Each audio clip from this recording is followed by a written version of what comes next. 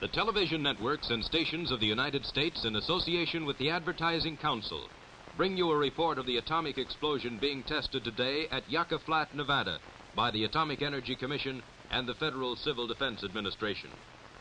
The Advertising Council, a public service business organization, participates in this broadcast as part of its continued effort to alert Americans to the need for civil defense, to recruit volunteers for the Ground Observer Corps, and to help the National Blood Program by appealing to everyone to donate blood for our armed forces and for civilian emergency reserves.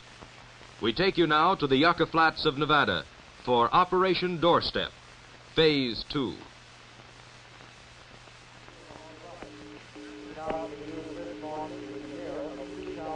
This is Walter Cronkite, and this is Newsman's Knob on the Yucca Flats, some 75 miles north of Las Vegas, Nevada.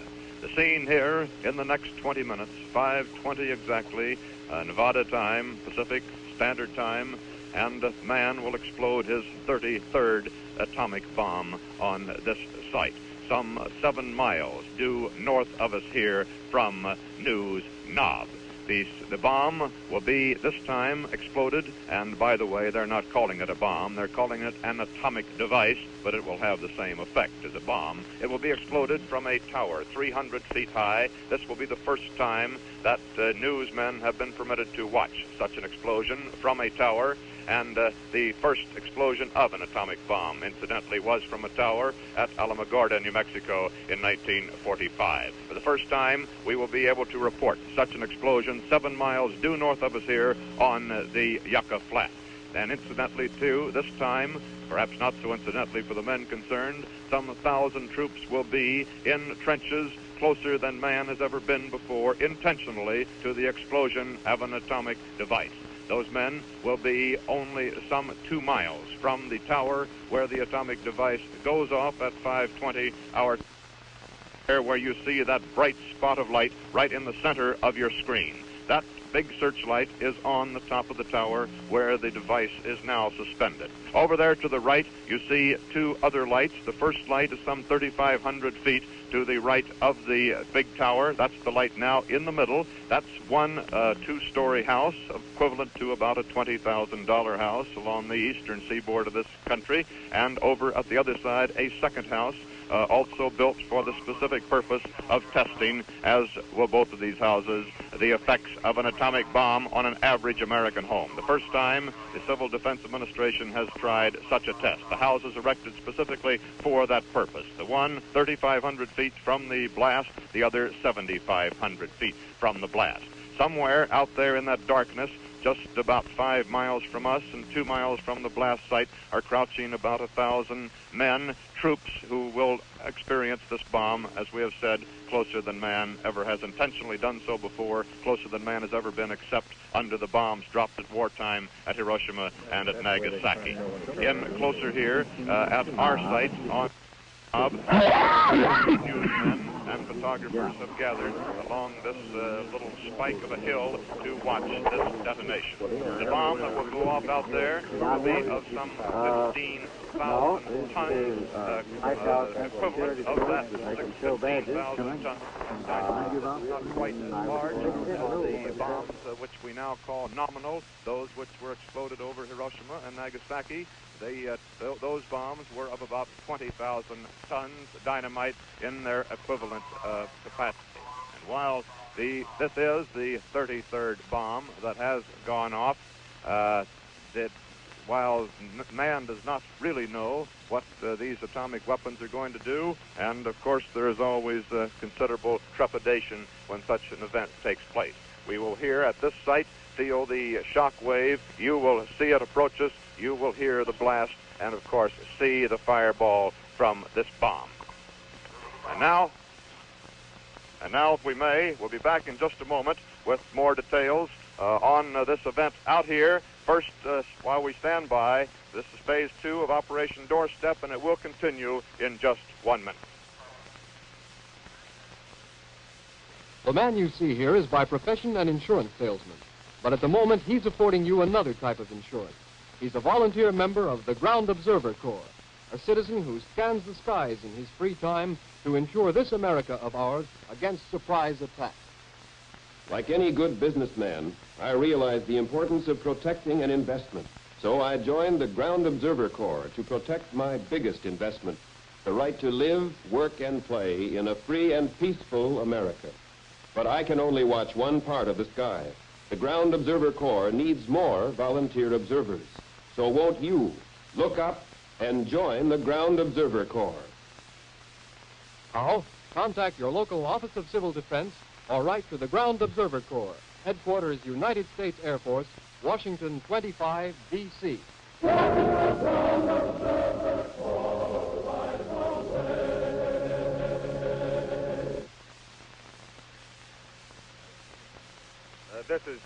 This is Morgan Beatty on the News Knob site with Walter Cronkite and the rest of the television crew.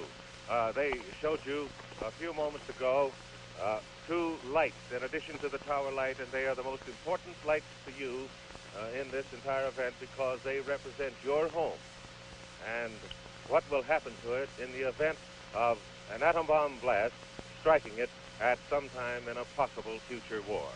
As you see the two lights once again, to the right of the larger light, which is the tower. And we have an observer, this time very close.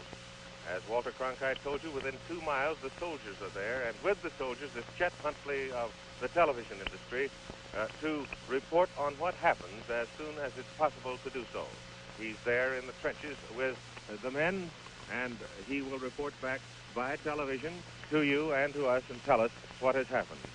I think one of the most amazing factors that we have to deal with here is that the light that you will see from the tower on the far right there, when it strikes, the light will be the equivalent of 100 tons. I think we should bear in mind that in the future, any blast of this type that might strike a city in the United States would be vastly greater than the blast that you will see this morning. But this is done for you in order that you may understand that your protection must be attended to in the future in case of the danger of war. The most important element for you, therefore, will be your home at Main and Elm Street. That's the sign that's in front of the home that's under that light you see at the far right. That is the equivalent of your home, and when the great light strikes it, the heat will be first, then the light, then the shock. The shock wave, of course, will be the thing to watch for, and will be reported to you as fast as it comes. And after the shock wave, then, of course, the radioactivity. And now, at the moment, it's pretty dark here, but on film, prepared in advance, let's see what's happening in the target area. In the dim pre-dawn light, the men who will be closest to this bomb swarm into the trucks that will take them to the target area. These are but a few of the 1,000 soldiers who will feel the blast at a distance of 3,500 yards, less than 2 miles from bomb zero. This is closer than man has ever been to a peacetime atomic explosion. Oddly, none is afraid. They're curious, anxious to get to the test site, confident that the Defense Department has given them adequate protection against the searing heat, the deadly poison of an atomic explosion. These men are going to learn by experience and sensation what it's like to fight with the support or under the attack of atomic weapons. As they move toward their destination, they're digesting the briefing they've just received. To pretend they're in a mythical battle, how long to stay huddled down in their slit trenches while the gigantic blast surges across the floor of Yucca Flat. Through the night, the desert has been dark, except for the pinpoint glare of the truck headlights. But the big atomic proving grounds has echoed to the rumble of hundreds of vehicles moving toward the blast area. This is the shot tower, or target area, depending on how you look at it. For today's test is a simulated attack on an enemy stronghold. According to plan, it's to be blasted by an atomic bomb, then secured by the troops who will be hidden 2 miles away. The soldiers will move in as close as they can, while the most modern scientific instruments check the amount of radioactivity ahead. The men will have rifles, but Geiger counters are their best protection in this maneuver. They call this Doomtown, patterned and built for destruction. One building, a 2-story house, is only a quarter of a mile from the blast tower. The other is a mile further. This test should not only show us how our troops can fight with atomic support, but how our civilians can withstand an A-bomb attack. One thing we're going to find out is how effective the family car will be as a rolling bomb shelter. Will it protect us? We'll know soon.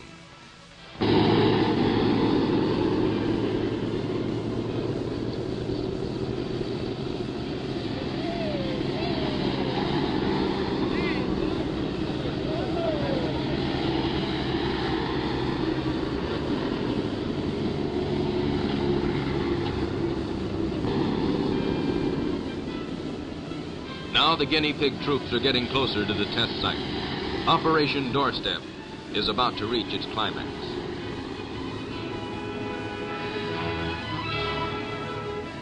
Ambulances are ready. Every precaution has been taken for the safety of these men, who are deliberately facing the deadliest weapon man has ever contrived. Now everything is on schedule. The trucks stop at the slit trenches.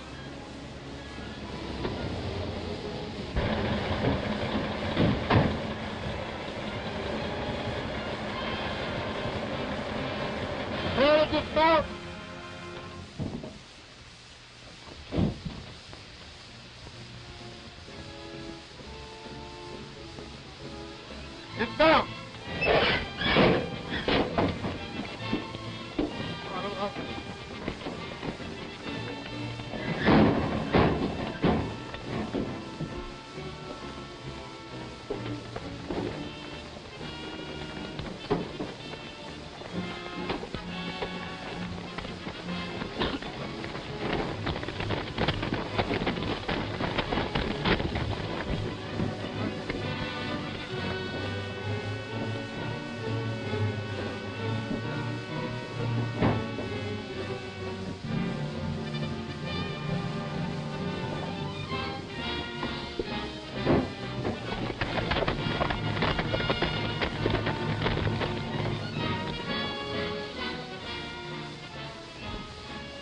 Check your film badges.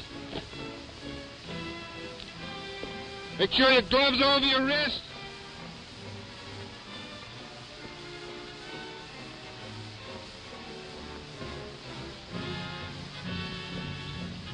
Put the bank tight.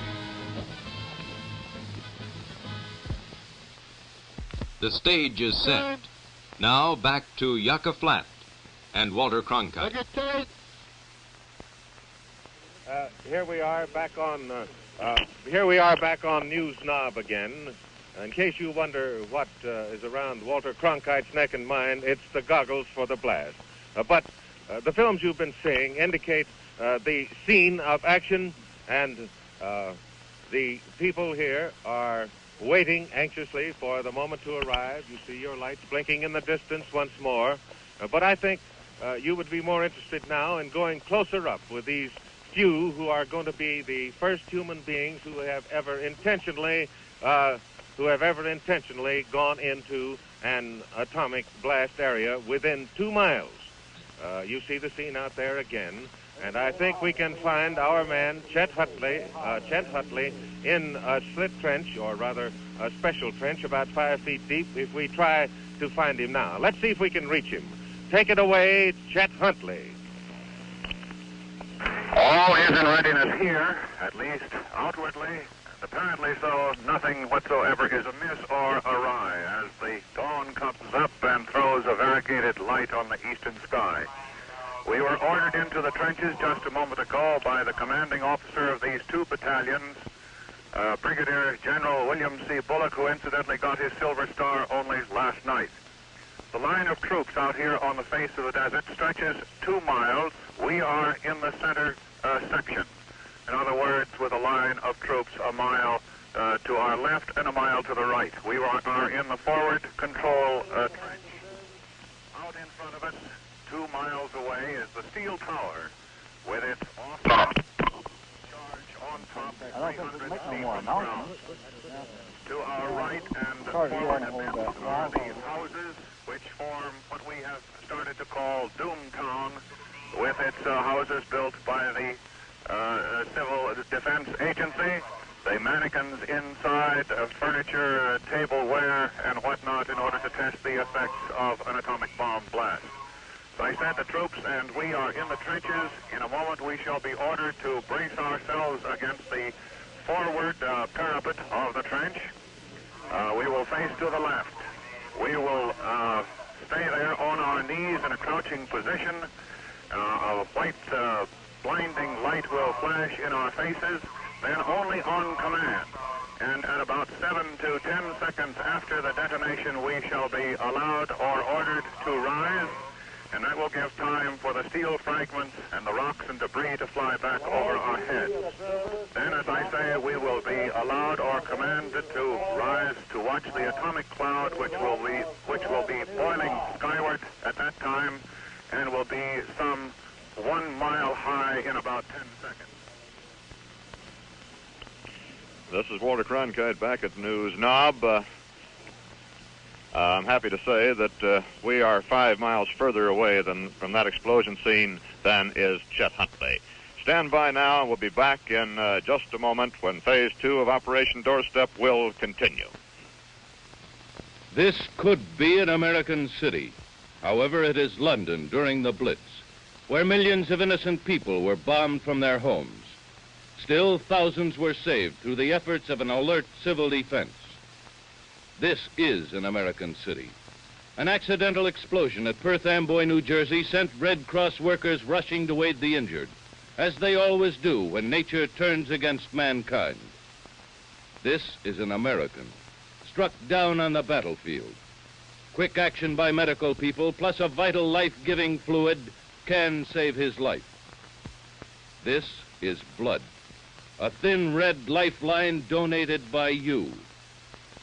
The Civil Defense, Red Cross, and Armed Forces are jointly conducting a drive to refill a national blood reserve that is dangerously low.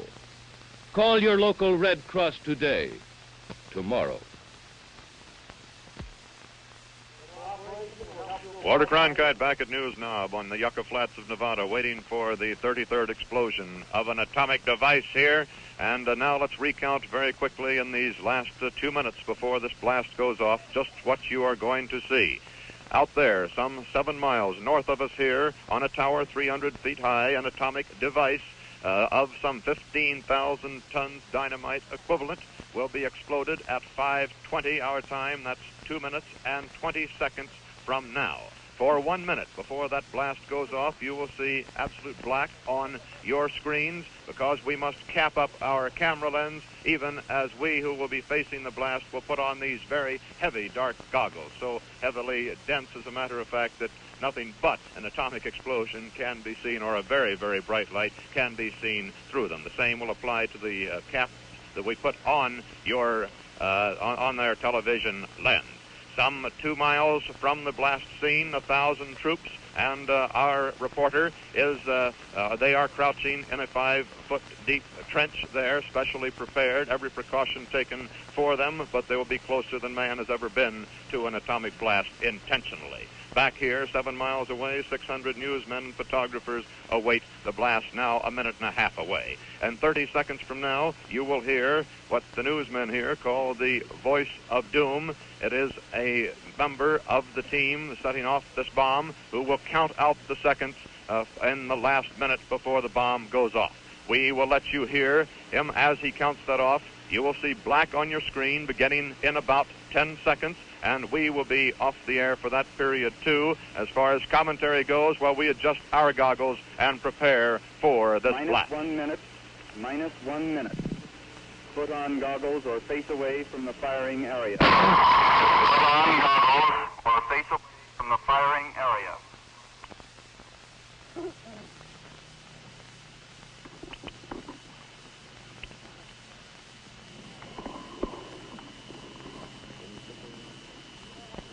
You got that on now, huh? Yeah, I got it locked. Good. 30 seconds.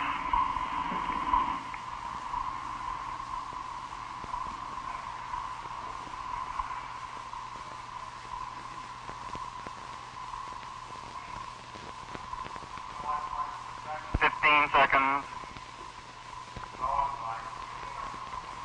10 seconds.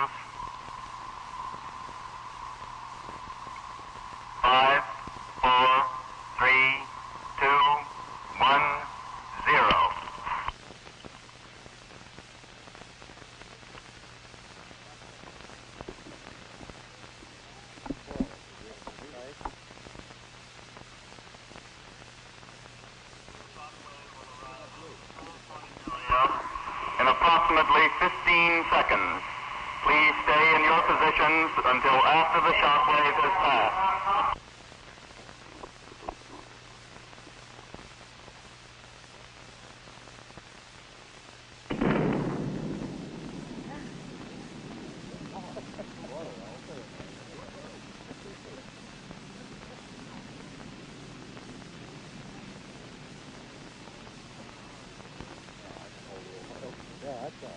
He's not going to make any post commentary. Yeah. Get us the CD. Yeah. Try and find the hole.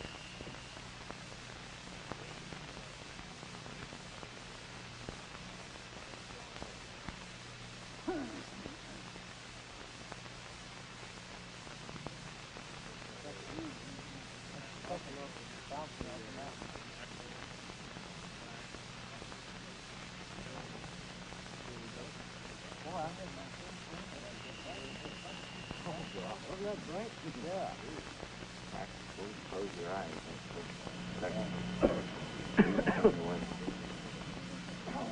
That cloud is expected to rise 40,000 feet into the dawn over this area.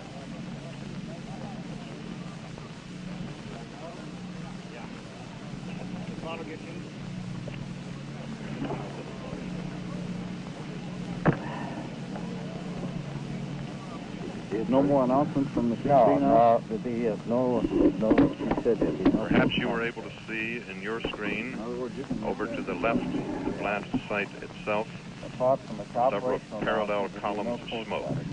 These were part of 13 parallel columns raised behind the blast scene by smoke-trailing rockets for the purpose of forming a grid in the sky against which the experts can measure the blast effect. We got to get together with Colonel Milburn here, and we'll work out the planned construction of, I brought the ninja construction plan. We and you, read all over. With only 33 such explosions, this was the 33rd, the 29th in the United States, the 29th by the United States. 4 of ours previously had been at Eniwetok and at Bikini, or 5, I believe, in that area. 29 in the United States, 2 over Japan, 1 exploded by England, 3 by the Soviet Union. And that isn't very much experience with as potent a force as this is. And all of us out here 7 miles from that cloud you see there now, from that blast, we were all warned that while every precaution was taken to protect everyone concerned, mere man really didn't know what might happen. The condition of the atmosphere, the winds at every level, all the way up to the ionosphere 50 miles above the Earth, the winds, the possibility of precipitation, the temperature itself, whether shock waves can go easily into the air or will bounce against heavy layers of air and back to ground as they have in the past. 11 times they've broken windows in Las Vegas. We haven't any reports from Las Vegas, 65 miles away, as to what has happened this morning as yet.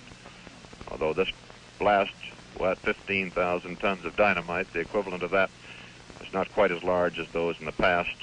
Certainly, as you can see, was large enough.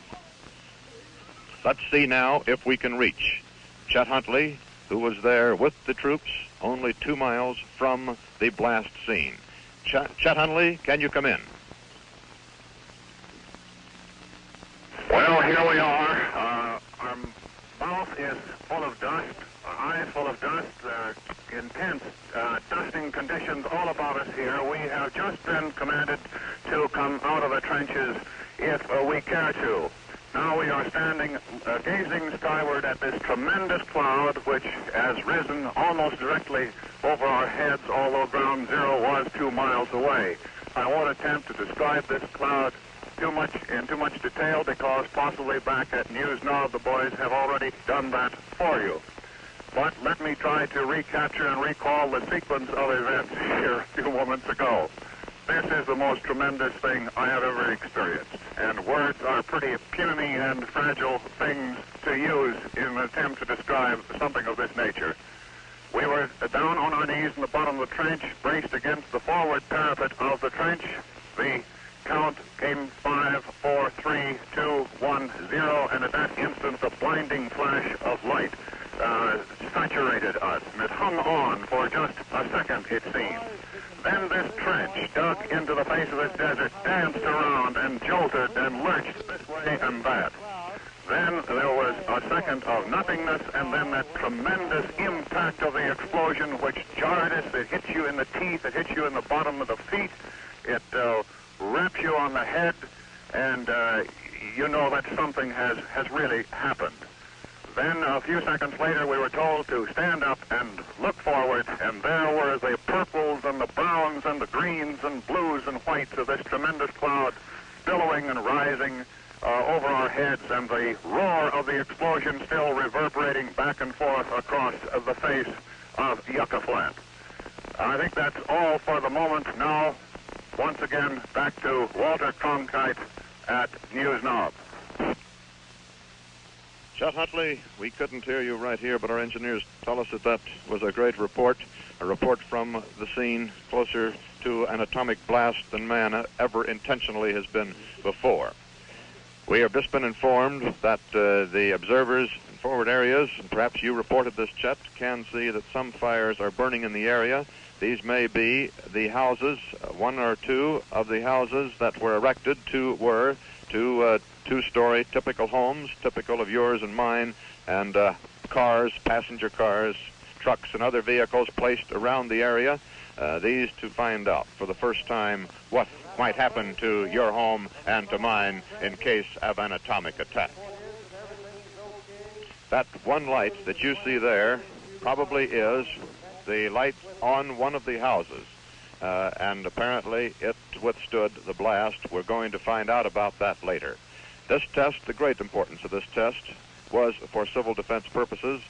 Those houses were prepared with special bomb shelters, the purpose of which, with mannequins in them, to find out just where is the safest place in your home, the safest sort of construction in case of atomic attack. We're going back in later this afternoon to take a look at that damage and report to you directly for the first time this early after an atomic blast just what the situation is there. Morgan, Beatty, what did you think of that blast a moment ago? You can't think very well when that heat hits you in the face and the awful beauty of this thing strikes you, but I think we should point out at this time that the scientists here who have briefed us in this matter have told us that in case of an atomic attack against the United States, this is almost an imitation of what it would be, because we can expect much greater and larger atomic weapons to strike. For example, this cloud now, incidentally, is rising into the troposphere, into the ionosphere. But now, let's go back to Walter Cronkite. And Morgan, we're going to return you now to our control center. This report from the proving grounds of the Atomic Energy Commission at Yucca Flat, Nevada, was brought to you by the television networks and the stations of the United States in association with the Advertising Council. The Advertising Council, a public service business organization, has participated in this special report as part of its continued effort to alert Americans to the urgent need for civil defense activities in local communities, to recruit volunteers for the Ground Observer Corps, and to help the National Blood Program by appealing to everyone to donate blood for our armed forces and for civilian emergency reserves. This has been Phase 2 of Operation Doorstep. This is the CBS Television Network.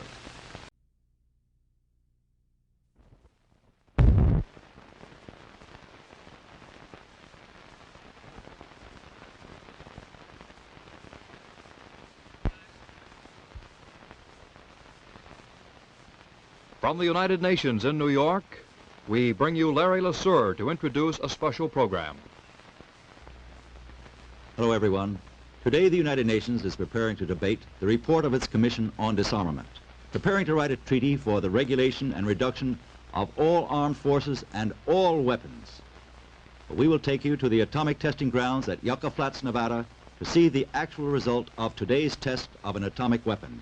You will see what could happen to typical American homes and to people in the form of dummies if the United Nations should fail, and if the world should fail to to come to agreement on the control and inspection of all weapons, atomic and otherwise.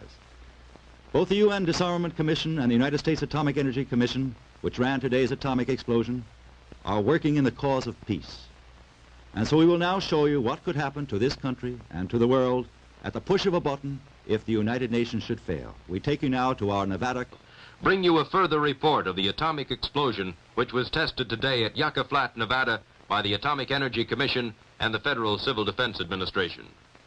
The Advertising Council, a public service business organization, participates in this broadcast as part of its continued effort to alert Americans to the need for civil defense, to recruit volunteers for the Ground Observer Corps, and to help the National Blood Program by appealing to everyone to donate blood for our armed forces and for civilian emergency reserves.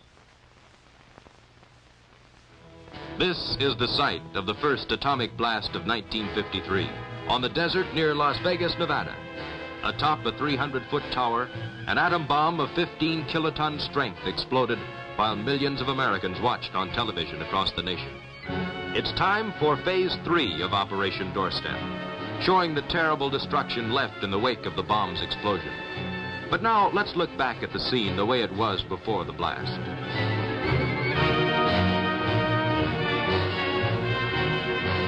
These are the department store dummies that were planted as mute witnesses to the effects of the explosion. But they have plenty to tell the experts who have already gone into the blast area. It's expected that their clothing will be ripped to shreds, the wax perfection of their bodies mutilated by flying debris inside the bomb-blasted houses. Without words, these mannequins can let the scientists know how much chance a human would have this close to an atomic explosion. And here are a few of the 50 cars, old jalopies and sleek new models that were planted in the path of the bomb blast. Many have said automobiles would be effective bomb shelters in the event of an atomic attack. The condition of these cars after the explosion should tell the story, should show whether you'd be safer in the family car. But these are the men who'll tell us most about the bomb, more than 1,000 soldiers who moved up early this morning to within 2 miles of the shot tower. They're assigned to slit trenches, closer than man has ever been to an atomic blast in peacetime. How they withstand the earth-shaking force of the bomb will tell our military leaders the most effective ways to fight an atomic war. Now, let's go back to Second Zero at Yucca Flat and Chet Huntley. Well, here we are. Our mouth is full of dust, our eyes full of dust. There are intense dusting conditions all about us here. We have just been commanded to come out of the trenches if we care to. Now we are standing, gazing skyward at this tremendous cloud which has risen almost directly over our heads, although ground zero was 2 miles away. I won't attempt to describe this cloud in too much detail because possibly back at News Now the boys have already done that for you. But let me try to recapture and recall the sequence of events here a few moments ago. This is the most tremendous thing I have ever experienced, and words are pretty puny and fragile things to use in an attempt to describe something of this nature. We were down on our knees in the bottom of the trench, braced against the forward parapet of the trench. The count came 5, 4, 3, 2, 1, 0, and at that instant the blinding flash of light saturated us, and it hung on for just a second, it seemed. Then this trench dug into the face of this desert, danced around and jolted and lurched this way and that. Then there was a second of nothingness, and then that tremendous impact of the explosion which jarred us. It hit you in the teeth, it hit you in the bottom of the feet, it rapped you on the head, and you know that something has really happened. Then a few seconds later we were told to stand up and look forward, and there were the purples and the browns and the greens and blues and whites of this tremendous cloud billowing and rising over our heads, and the roar of the explosion still reverberating back and forth across the face of Yucca Flat. I think that's all for the moment. Now, once again, back to Walter. In a moment, we'll take you directly to the target area for this post-blast report. First, this message. The man you see here is by profession an insurance salesman, but at the moment he's affording you another type of insurance. He's a volunteer member of the Ground Observer Corps, a citizen who scans the skies in his free time to ensure this America of ours against surprise attack. Like any good businessman, I realized the importance of protecting an investment. So I joined the Ground Observer Corps to protect my biggest investment, the right to live, work, and play in a free and peaceful America. But I can only watch one part of the sky. The Ground Observer Corps needs more volunteer observers. So won't you look up and join the Ground Observer Corps? How? Contact your local Office of Civil Defense or write to the Ground Observer Corps, Headquarters United States Air Force, Washington 25, D.C.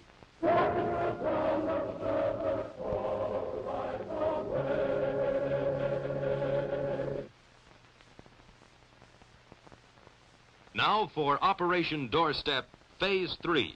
Let's switch to our special mobile unit near Target Zero. From a news knob on the Yucca Flats of Nevada, the world today, that portion of it that can be reached by television cameras, saw the 33rd atomic explosion in the atomic era of man.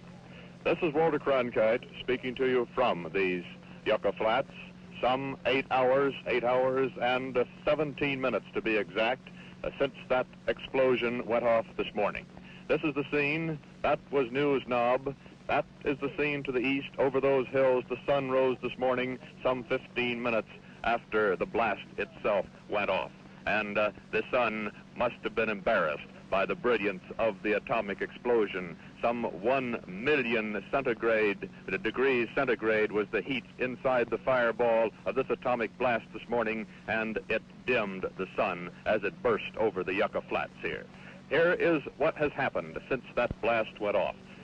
The blast exploded some 7 miles from our scene here, straight across this Yucca Basin, out with a background of the ridges some 20 miles away.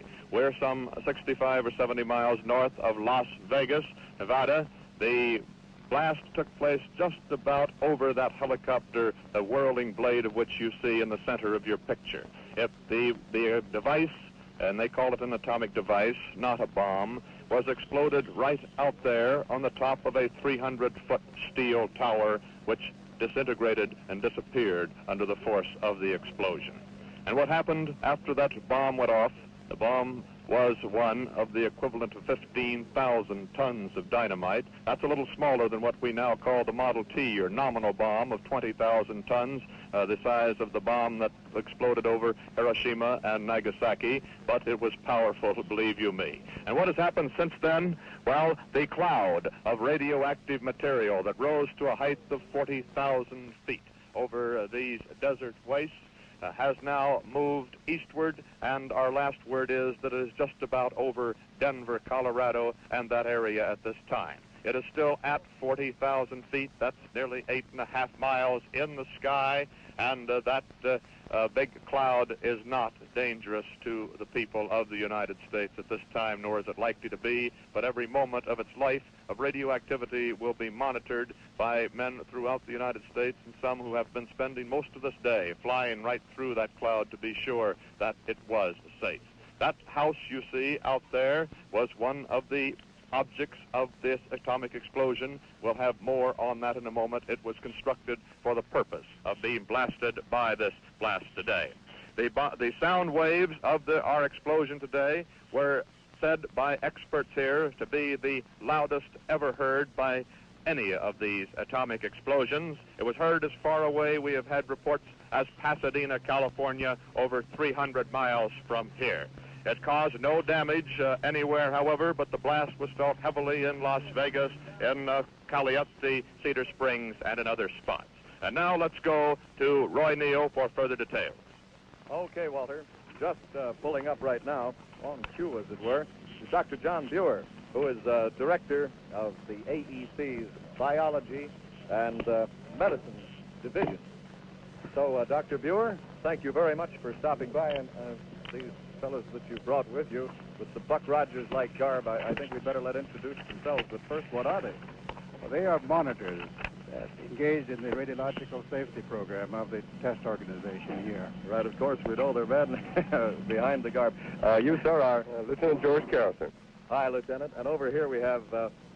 Lieutenant Ronald Dean. Oh, man, let him see you. Radiation monitors who have been checking the radiation in the forward area. Radiation that has kept us from taking our cameras forward, Doctor, as we had planned to do to show the television audience of the United States what has happened in that area since this morning when the atomic detonation occurred. I wonder if perhaps you and I and our radiation monitors here can somehow make simple for people precisely what this deadly but invisible thing is in that area right now that's keeping us out. The explosion of the bomb this morning released a large amount of highly radioactive material resulting from the fission of the material of the bomb. Much of that material has been deposited in the area from the lower part of the atomic cloud and has highly contaminated a wide area to the east of the point of detonation. Well, does this normally occur on most of the blasts here, on most of the shots? In airdrops, no, but in tower shots, invariably, yes, to a very appreciable degree. I wonder why there would be more today than was anticipated, perhaps, for originally we were told that perhaps there might be time enough for us to take cameras down into the area and set them up and cover those civil defense houses. Yes, the amount is not more than than was anticipated, but the prevailing wind, which was acceptable, happened to carry the material into the area where the houses are located. Well, we'd hoped for a wind more to the north. In other words, thanks to no breeze, here we are, and that's right. Up on News Knob. Well, now, how do you measure this invisible substance down below? These various radiations are measured by instruments which depend upon the ionization property of the radiation, such as the instrument here, which is especially sensitive to gamma radiation. Would this be what's commonly known as a Geiger counter? Well, this is a form of meter, which is, in this particular case, an ionization chamber rather than a Geiger counter. It looks relatively simple. Let's take it right up to the camera here and give people a good close look. There, can you see it all right now? How's that? Lieutenant, I wonder if you'd mind coming up here and telling us what that dial means in terms of how much can you take and how much can't you take. Can you tell us that? Well, this dial has 550, 500, 5K, and 50K ranges on it. Right. The maximum which we're allowed to get here is 3,900 milliroentgens. This is based on the number of milliroentgens per hour, which is an intensity measuring device. And how much is down in that area approximately right now so that we can't go in? Well, I'd rather the doctor would answer that question. All right. Well, suppose we give you back your device, and Doctor will check in with you as to that last question. Well, in the outer margin of the test area, the radiation at the present moment is about 20 roentgens per hour. Roentgen.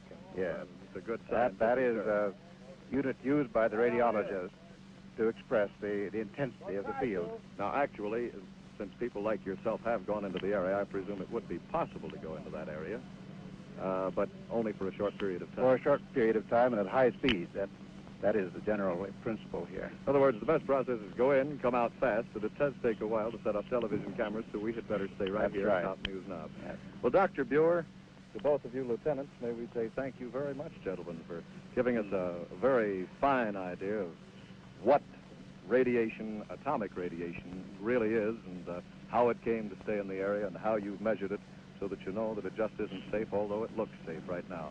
A few people are down there, are they not, Doctor? Only on very rapid reconnaissance and recovery of experimental material. Well, thank you very much. And now it's time for us to move on to other people and find out some of the other effects. So, folks, stand by. Phase 3 of Operation Doorstep will continue in just 1 minute. This could be an American city. However, it is London during the Blitz, where millions of innocent people were bombed from their homes.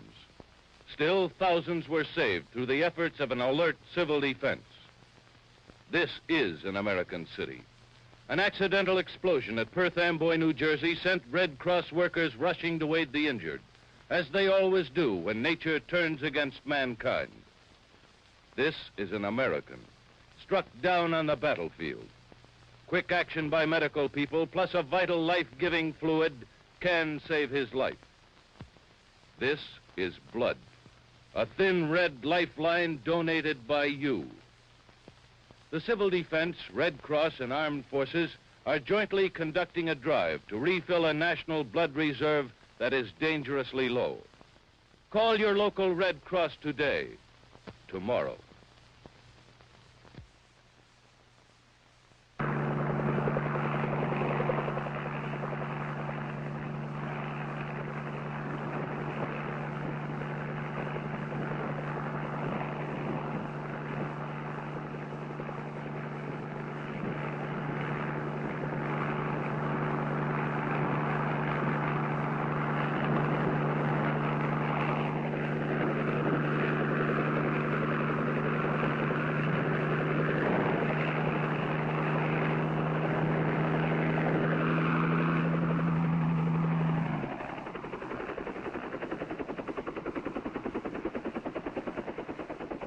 Hello there.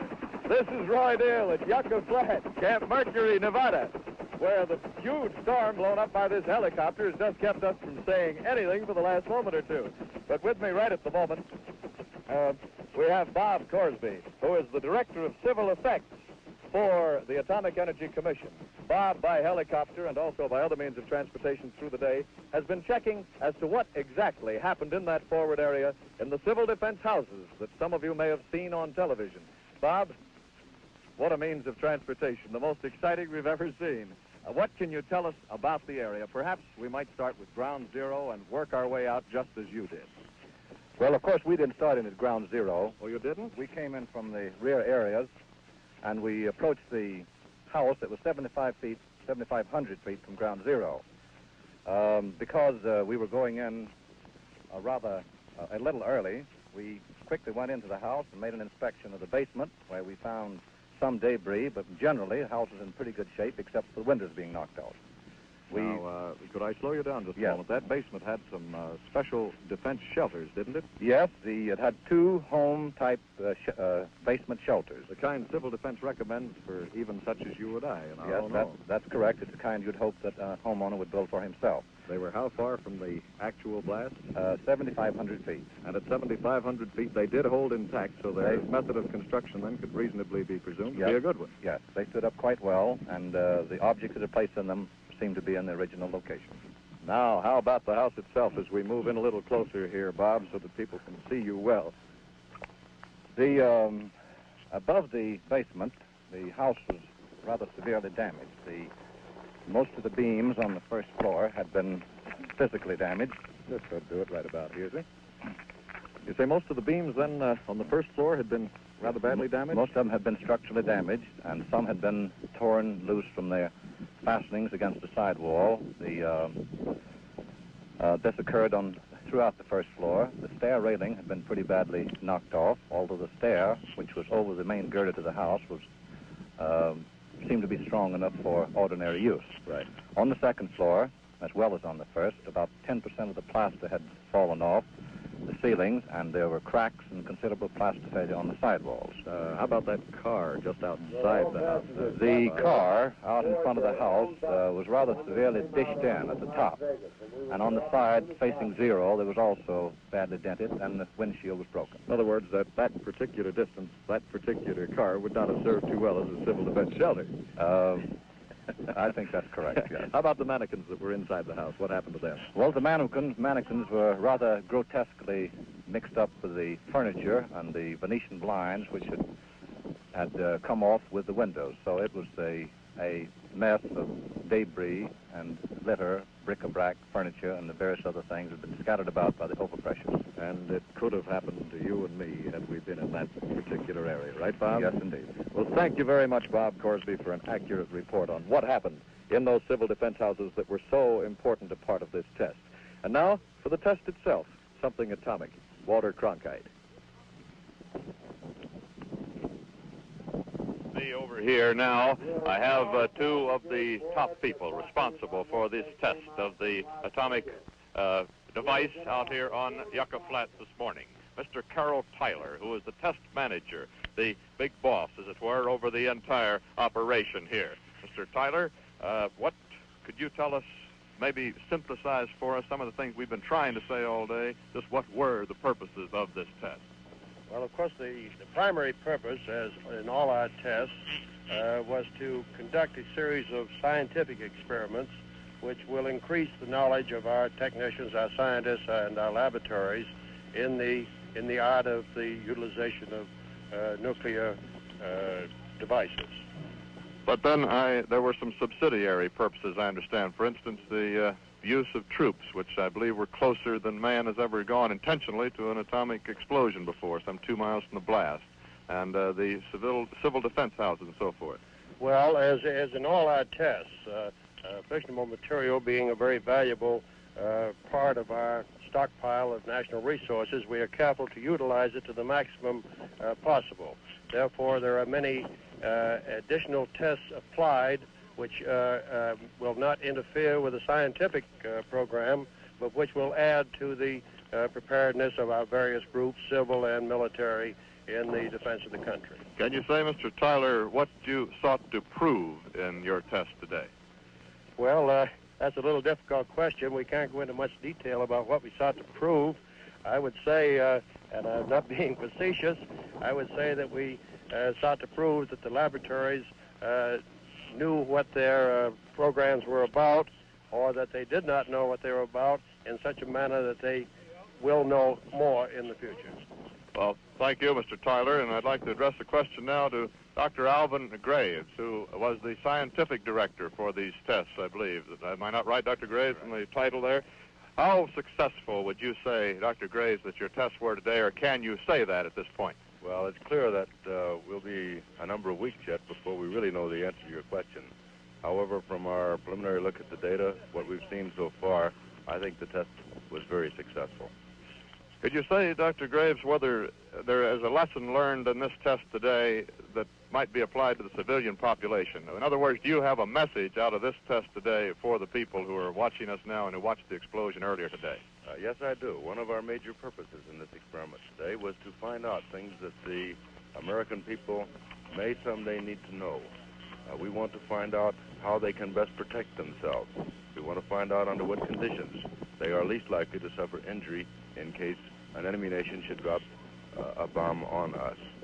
But more than that, we have learned also, we have increased our knowledge on these devices so that we can make better ones ourselves. The knowledge that we've gained here will be useful to us in defending ourselves and also in waging offensive warfare if we should ever be called upon to do so. This, I think I heard both of you gentlemen say, and I would like to say for you now, because I have heard it all through the day, that the cooperation between the Atomic Energy Commission and the Defense Department has been absolutely top-notch throughout in these tests, I believe, and I can certainly say that for us in the television industry it has been tops all the way, or this television wouldn't have been possible from Yucca Flats today. Thank you very much, Mr. Tyler and Dr. Graves. Thank you, sir. We'd like to take you now to one of our colleagues of whom we are particularly proud today, a gentleman who drew the short straw, as it were, and on a purely voluntary basis was chosen to go out with those troops earlier today and stand by in a slit trench only some 2 miles from ground zero where the bomb went off. Let's go now and hear from Chet Huntley. We're tired. We've been walking all over the face of this desert out here, I think. Talk louder. We've decided to take a rest. Here on my right is Joe Co-Review and Elmer Derrick over here on my left. Joe, I think you're from Hartford, Connecticut, isn't that right? Yeah, and you, Elmer? Derrick from Salem, Oregon. From Salem. Well, what did you think of that this morning, Joe? Well, it's Words aren't much good when it comes to describing it, are they? It's still pretty hard to describe. It's almost hard to believe. Well, you, I'm sure, experienced the same thing I did, that white light that hit us first. Yeah, and just sort of, it seemed to come from everywhere, didn't it? Yeah. And then, how'd you like that little earthquake that followed the white light? Well, the trench I was in, it just shook it like jelly. That's right. Mine had a kink in it. Looked like a coiled snake when I glanced up and looked along the parapet of the thing. Then seemed to me there was a sort of a few moments when nothing happened, and then that double-barreled flap that we got on the back of the neck. Did you feel that too, Yes, Elmer? I did, and just as that claps went, that loud clap of, sounded like thunder. Yeah. And then just a real thick, heavy dust settled over us there from the shock wave that went through. Did you notice how fast that dust came? It did. Come from nowhere. It did. It Yeah. just, all at once, all over. In about 3 seconds' time, we were covered with dust, and you couldn't see a man 10 feet and make out who he was. How about it, Joe? Just before that thing went off, did you have that funny feeling in your stomach too, wondering what were you doing out there? Well, as he was counting, the numbers are getting lower there, and I was just trying to dig down lower myself. That's right. How'd you feel about it, Elmer? Well, time usually goes slow for me, but when they started counting, time was going fast. That last 45 seconds went kind of fast. Yes, it did. You just wonder what's going to happen. Yeah, I had that sort of funny, uneasy feeling particularly about that last 5 seconds, thinking, gosh, this is a funny place for a man to be with his head down between his knees waiting for this thing to go off. And about that time it all started. Well, you two fellas took this march then. I think we moved forward about 15 minutes after the bomb went off. Don't you think that would be about right? Well, that was pretty close to it. Moved forward, got the command to move forward, and we just skirted the left flank of the ground zero zone. Incidentally, how far do you think we marched out there today? Well, going clear out there and back, I'd say about 5 miles we walked. Seemed like it anyhow. 5 miles in this desert. There are easy things to do, don't you think, Elmer? Yes, there is. It's very hard walking because the ground is soft, and then there's a lot of obstruction out there, sagebrush and chaparral and one thing and another. And we didn't run into too much radiation, apparently, Joe, because the wind came up from the west and sort of blew the whole thing, dust and radiation and everything else, to the east and settled it around those 2 test houses over there. That's right. Well, are you looking forward to more of these? Would you like to go through another one, Elmer? Yes, I would. I enjoyed this. It was a wonderful experience. It certainly was. I'll agree with you there. And this is undoubtedly the greatest show that man ever devised. Nature can possibly put on more spectacular demonstrations, but this is great. Well, that's enough from here. Let's go back now to Walter Cronkite. Thank you, Chet Huntley. The story out here now is the story of the aftermath of an atomic explosion, and that's the big story as far as the people who put on this blast go. The blast is spectacular, and we all came to see it, of course, but what the real story now begins. The scientists are out there working in that highly contaminated area, getting their scientific instruments out of the bunkers where they were buried. The civil defense people are working on the wreckage of the 2 houses they had built to find out how better we can protect ourselves against atomic explosions. The 1,000 soldiers who are out there have begun to get their briefings and tell what their reactions were under atomic explosion. And that's the story from Yucca Flats. This has been Walter Cronkite reporting. We return you now to our control center. This is Larry Lasser at the United Nations. Today you saw an actual live telecast from Yucca Flats, Nevada, of what could happen to this country and the world if the United Nations should fail. These tests of an atomic device were carried out by the United States Atomic Energy Commission in the interests of world peace and defense. Next week, the United Nations takes up the report of its Disarmament Commission, charged with preparing a treaty for the elimination of all major weapons of mass destruction. And this is Larry Lasser, and that's the news from the United Nations today. Douglas Edwards reports CBS television news tonight on the CBS television network.